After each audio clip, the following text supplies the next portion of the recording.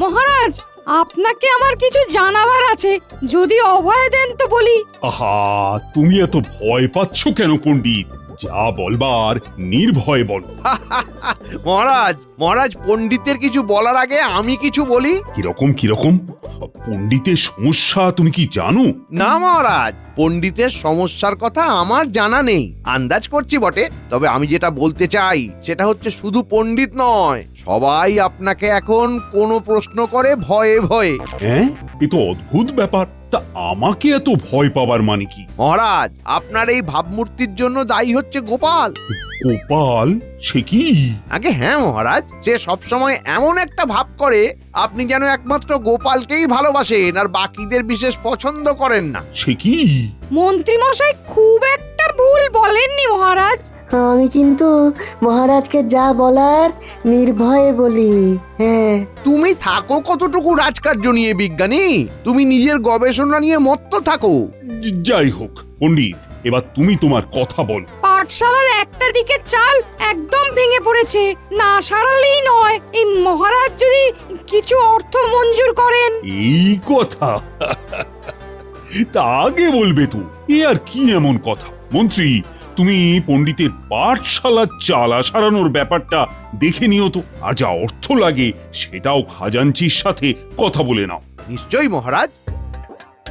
ওই দেখুন মহারাজ, কখন রাজসভা শুরু হয়ে গেছে আর গোপাল ঢুকছে এত দেরি করে হেলে দুলে। প্রণাম মহারাজ। তা গোপাল, এত দেরি কেন তোমার? মহারাজ, বাজারে গিয়েছিলাম, গিন্নির পটল খাবার শখ জেগেছে, কিন্তু বাজার জুড়ে দেখি পটল নেই। কি? এটা তো পটলের সময় মহারাজ, এখন পটল খুঁজতে যদি পটল তোলবার মতো অবস্থা হয় তাহলে কি করি বলুন তো?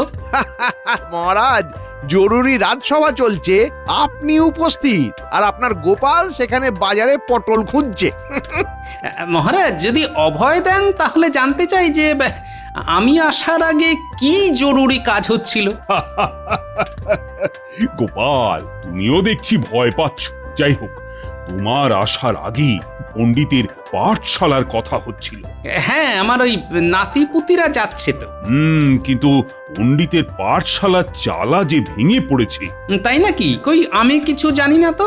না না মহারাজ, এরকম মনে হয় কিছু হয়নি। দেখেছেন মহারাজ, দেখেছেন গোপালের কথা? ও নিজেই এখন পণ্ডিতের কথা কাটছে। ও আসলে চায় না ওকে বাদ দিয়ে কোনো আলোচনা হোক। গোপাল, তোমাকে সব বিষয়ে মাথা ঘামাতে হবে না। আচ্ছা মন্ত্রী, তুমি খবর নাও তো যে বাজারে কেন পটল পাওয়া যাচ্ছে না? সবজির ফলন কি ঠিকভাবে হয়নি? মহারাজ, আপনি চিন্তা করবেন না, আমি পণ্ডিতের পাঠশালার বিষয়টি আর সবজি ফলনের বিষয়টির ব্যাপারে সমস্ত খোঁজ খবর নিচ্ছি। আপনি কালকেই সব জেনে যাবেন মহারাজ। বেশ, তাহলে আজকে রাজসভা এখানেই শেষ হোক। না, এই বেলা রওনা হয়ে পড়ি, বিকেল বিকেল পৌঁছে যাব। রাতের বেলা শ্বশুর বাড়িতে জমিয়ে খাওয়া হবে। কই গো, ও গিন্নি, কই গেলে? এই আসছি। তুমি তাহলে এইবারটা যাচ্ছ না? কিভাবে আর যাই, যেতে যে স্বাদ হয় না তা তো নয়, তবে এখন আমার মেলা কাজ জমে আছে, শরীরও তো বিশেষ ভালো নেই। তুমি যাও, ঘুরে এসো। হ্যাঁ হ্যাঁ, সেই ভালো, তোমার গিয়ে কাজ নেই, আমি তোমার বাবা আর মায়ের কুশল সংবাদ নিয়েই আসবো। আসি আমি চললাম, দেরি হলে চিঠি পাঠাবো। সাবধানে যেও গো।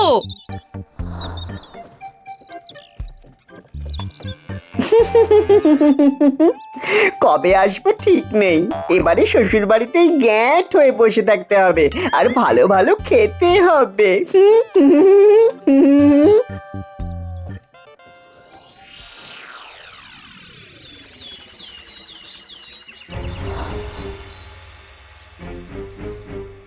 এরকম চোরের মতো দাঁড়িয়ে থাকলে হবে না, আমি যা বলছি সেরকম কর, অনেক কিছু পাবি। আপনি তো অনেক কিছুই বলেন, কিন্তু কিছু তো হয় না মন্ত্রী মশাই। তবুও আপনার কথা আমরা কিছুতেই ফেলতে পারি না, এই যা। আহা, এটা খুব বড় সুযোগ, তোদের চুরি ডাকাতি কিছুই করতে হবে না, শুধু আমি যা বলছি সেটাই বলবি। আমি এখন রাজসভা যাচ্ছি, একটু পরে তোরা আয়, প্রহরীকে বলবি মন্ত্রী মশাই ডেকেছে, ব্যাস প্রহরী তোদের রাজসভায় নিয়ে আসবে। ঠিক আছে, আপনি যান, আমরা পৌঁছচ্ছি। ঠিক আছে।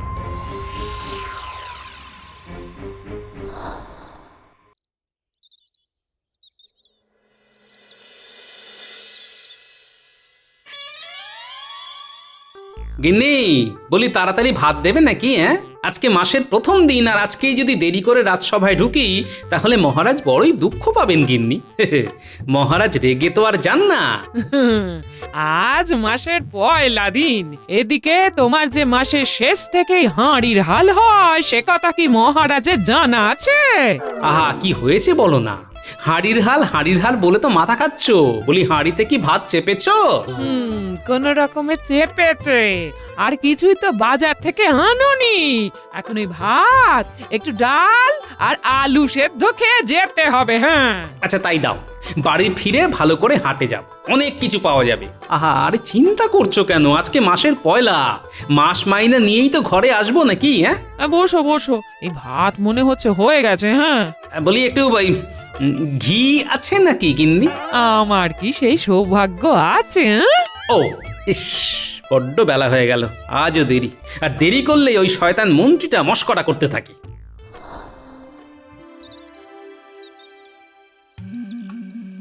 মহারাজ, আজ মাসের প্রথম দিন, আজও গোপাল সময়ে আসতে পারলো না।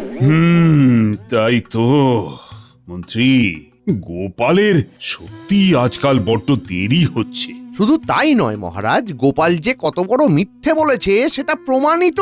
কিরকম? এক্ষুনি জানতে পারবেন মহারাজ। আমি দুজন চাষিকে আসতে বলেছি, তারা এক্ষুনি এসে পড়বে। তাদের মুখেই শুনবেন আমি আর নিজ মুখে কি কথা বলি। প্রণাম মহারাজ, দুজন চাষি দেখা করতে এসেছে, বলছে মন্ত্রী মশাই আসতে বলেছে। এসে গেছে মহারাজ, এসে গেছে। ও, তা ওদের রাজসভায় আসতে বল। মহারাজ, এরা হলো সাধন আর নিমাই, কিছুদিন হলো এসেছে। এসেই এরা সবজি ফলিয়ে আমাকে একেবারে তাক লাগিয়ে দিয়েছে। বটে, তা কি সবজি ফলাও তোমরা? আগে মহারাজ পটল। পটল? এই যে গোপাল বলছিল বাজারে পটল নেই। আগে আমরা তো প্রচুর পটল ফলিয়েছি, আপনি দেখতে যেতে পারেন।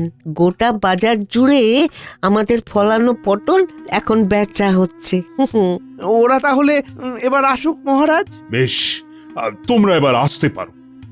আসুক গোপাল, ওর মিথ্যে কথা বলা এবার আমি পার করছি।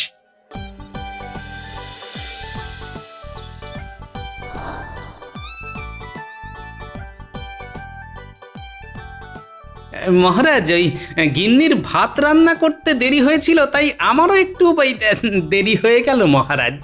আর কত অজুহাত দেবে গোপাল? কাল তুমি পটলের কথা বললে, আর আজ পটল চাষি এসে কত পটল ফলিয়েছে সে কথা বলে গেল। তুমি তো বড় মিথ্যাবাদী। হ্যাঁ গোপাল, আমার মিথ্যে কথা বলবার প্রয়োজন কি মন্ত্রী মশাই? আচ্ছা, আপনি কোন চাষিকে নিয়ে এসেছিলেন বলুন তো? সবাইকেই আমি কম বেশি চিনি। তুমি সাধন আর নিমাইকে চেনো? না, এরকম নামে তো কোনো চাষি আছে বলে শুনিনি। এরা পটল চাষি। কি আশ্চর্য, বাজারে পটল নেই আর মন্ত্রী মশাই ওই কে সাধন কে নিমাই সব পটল চাষিদের এনে হাজির করছে। বলি কাউকে সাজাননি তো? না, আপনি যে এটা করতে পারেন তা আমি জানি।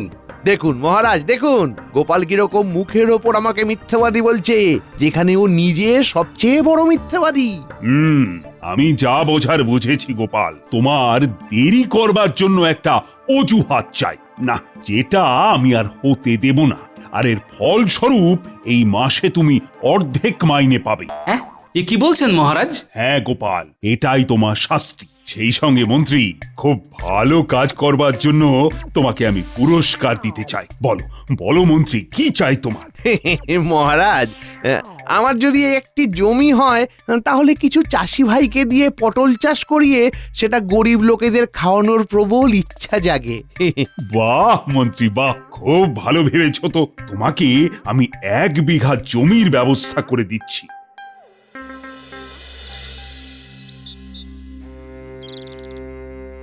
কি যে করি, এই অর্ধেক মাইনে নিয়ে গিন্নির মুখের সামনে দাঁড়াবো কি করে? হতভাগা মন্ত্রী আমাকে বরবাদ করলো, আর আমারই যে কেন এত দেরি হয় সে আমি বুঝতেই পারি না।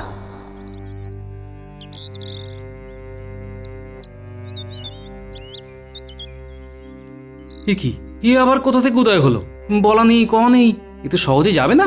হে ভগবান, তা কখন আসা হলো? এই তো একটু আগেই এলাম শ্বশুর মশাই। এই যে এসে গেছো? হ্যাঁ, এই যাও যাও যাও শিগগির বাজারে যাও, পটল পোস্ত ইলিশ মাছ নিয়ে এসো। জামাই বাবা জীবনের খুব পটলের দোরমা খাওয়ার ইচ্ছে হয়েছে। পটলের দোরমা? সেই সাথে ভাপা ইলিশ, স্বাদই আলাদা। আপনি কিচ্ছু চিন্তা করবেন না শ্বশুর মশাই, আমি খুব ভালোভাবে খাবো। বাড়ি অবধি ঢুকলাম না ভালো করে, এদিকে ইনি এসেই ভাপা ইলিশ পটলের দোরমার কথা বলতে শুরু করে দিয়েছে।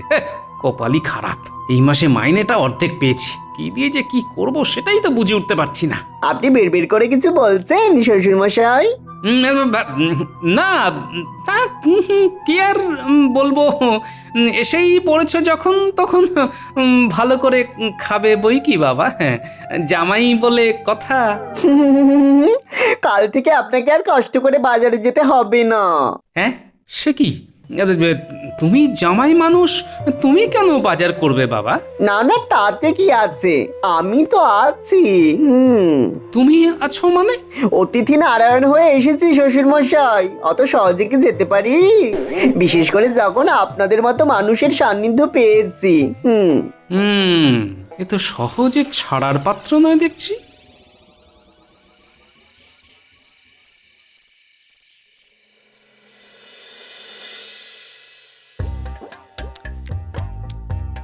আহা, এই চমৎকার পটলের দোরমা হয়েছে মা ঠাকরুন। এই ভালো করে খাও বাবা জীবন, তোমার ভাগ্য আজ বাজারে পটল পাওয়া গেছে। হ্যাঁ, কাল তো বাজারে কিছুই পাওয়া যায়নি। হ্যাঁ, অবশ্য এই মাসের শেষ বলে পাওয়া যায়নি কিনা কে জানে। হ্যাঁ, খাও খাও, যত তাড়াতাড়ি সম্ভব তুমি বিদায় হলে বাঁচি, না হলে মাসের শেষ তো দূর, কদিন বাদেই ধার করতে হবে।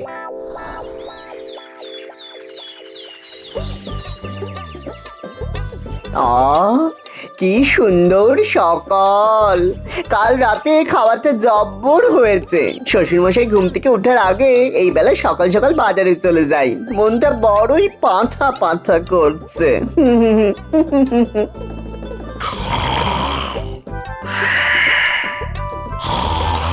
কি আনন্দ শ্বশুরমশাই, কি আনন্দ।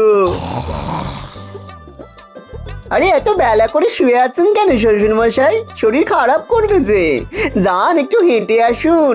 আমার তো আজকের পুরো বাজারটাই সারা হয়ে গেল। কে কে? তুমি এর মধ্যে বাজারে করে এলে? হ্যাঁ তো। কিরকম বাজার?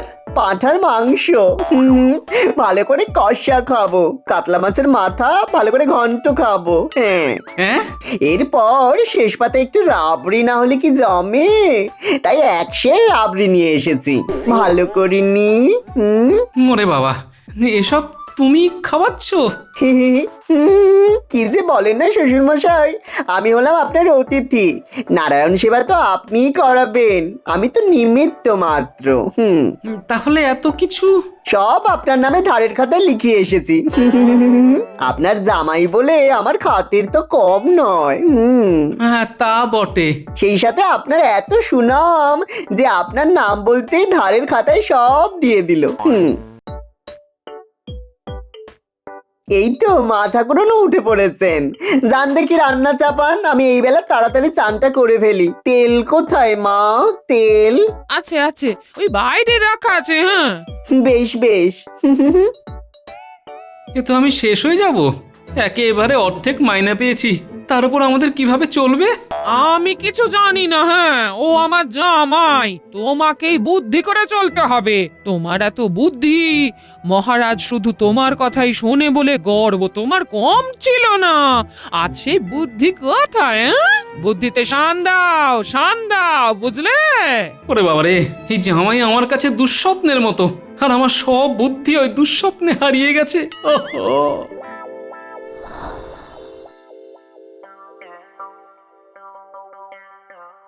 মহারাজ, আপনার দেওয়া জমি আমার খুব উপকারে লেগেছে।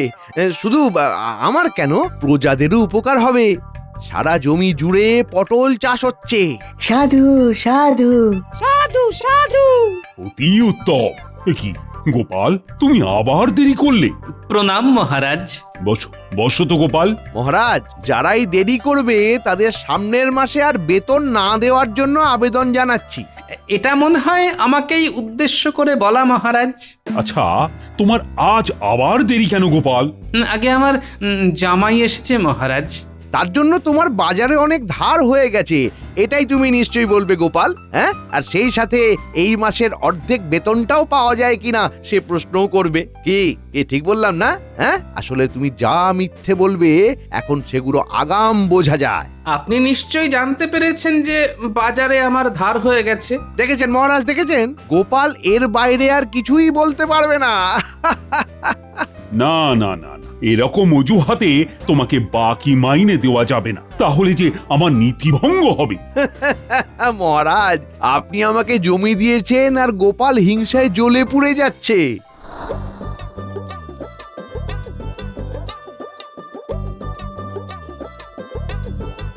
আরে, এ তো দেখছি সাধন আর নিমাই, মন্ত্রীমশাইয়ের সেই পটল চাষি দুজন। কিন্তু এরা পটলের বদলে ধান চাষ করছে কেন? তার মানে মন্ত্রীমশাই মহারাজকে টুপি পরিয়েছে। ঠিক আছে, আমিও হাতে এক ঢিলে দুই পাখি মারার অস্ত্র পেয়ে গেলাম।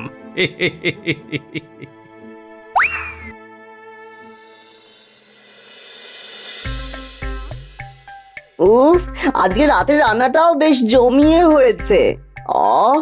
এত পাঁঠা কতদিন পরে খেলাম।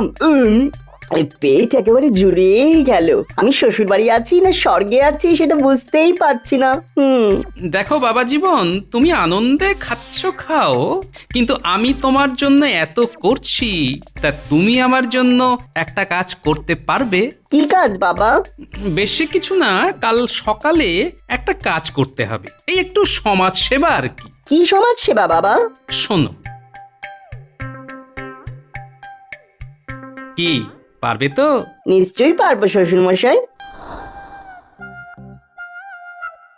আয় আয় গরু ভাই, আয় আয় আয় আয় আয় আয় আয় আয় আয় গরু ভাই, এসে ধান খেয়ে যা।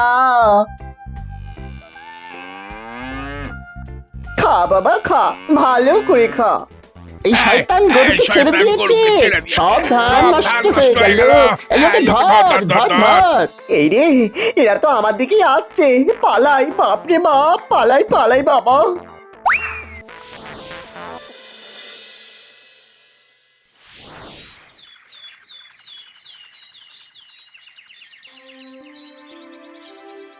মহারাজ, গোপালের জামাই কোথা থেকে একটা গরুকে খাবার লোভ দেখিয়ে ডেকে এনে আমার জমির, মানে ওই আপনার দেওয়া যে জমি, সব ধান খাইয়ে দিয়েছে। আমি বলছি গোপাল এটা ইচ্ছা করেই করেছে মহারাজ। কি ব্যাপার গোপাল? মহারাজ, আমরা কাল যখন রাজসভাতে ছিলাম তখন এই ঘটনা ঘটেছে। আমার জামাই খারাপ কাজ করেছে হয়তো না বুঝে, কিন্তু ওই জমি যে মন্ত্রীমশাইয়ের জমি, সেটা তো আর আমার জামাইয়ের জানার কথা নয় মহারাজ। না মহারাজ, ওটা আমারই জমি। আমি পটলের বদলে ধান চাষ মানে। দেখলেন মহারাজ, মন্ত্রীমশাই আপনার জমি নিয়ে আপনারই সাথে প্রতারণা করলো, মিথ্যে কথা বলল, আর তারপরে মন্ত্রী ইচ্ছে করে আমার উপর দোষ আরোপ করার চেষ্টা করছে। ছি ছি ছি মন্ত্রী, আমার সাথে প্রতারণা করার অপরাধে তোমাকে দেওয়া ওই জমি আমি ফিরিয়ে নিলাম। গোপালের পেছনে লাগতে গিয়ে আমার সর্বনাশ হয়ে গেল।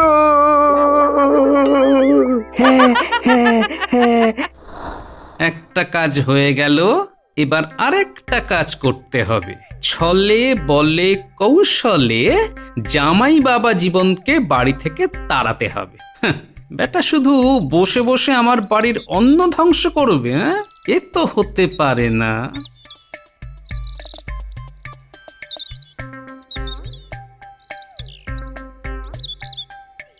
বলি, ও গিন্নি, সেই পুত্তুর কই? নাক ডাকিয়ে ঘুমাচ্ছে, তোমারই তো জামাই গো। যা বাবা। শ্বশুর মশাই কতক্ষণ? রাজসভা কেমন চলছে? হ্যাঁ, ভালোই চলছে। তা বাবা, বেশ কিছুদিন তো হয়ে গেল। তুমি কি কাল সকালে রওনা দেবে? এই তো কদিন মাত্র এলাম, আরো কটা দিন থাকি। ওরে বাবা, না হ্যাঁ, এখানে থাকার অনেক সমস্যা বুঝলে। তুমি কালকেই একদম এখান থেকে চলে যাবে। হ্যাঁ দেখুন, আমি অতিথি নারায়ণ, আমাকে তাড়ালে কিন্তু এই সংসারের বড় অমঙ্গল হবে। তাই আমি মিষ্টি মুখেই বলি, এমন কাজ করবেন না। তুমি ওকে অমন করে বলো না। হ্যাঁ, বেশ, আমি কাঁটা দিয়ে কাঁটা তুলবো। হ্যাঁ, কি করবে? আমি যাব এখন বাজারে।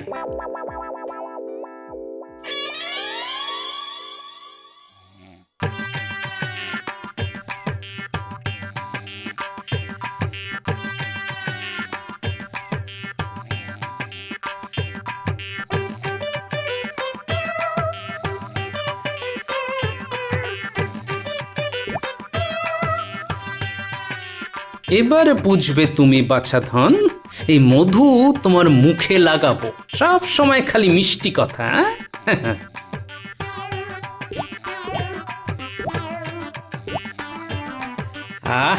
যাই বাইরে গিয়ে বসি। বাহ, একেবারে ব্রাহ্ম মুহূর্ত।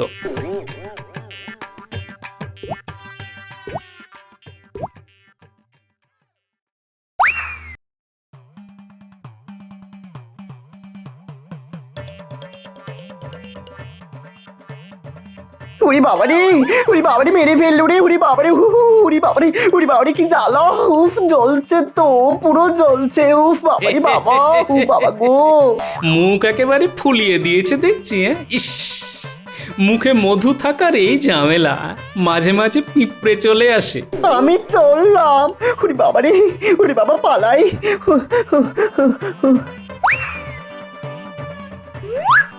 প্রাতকৃত্যটা পথেই করে নিও।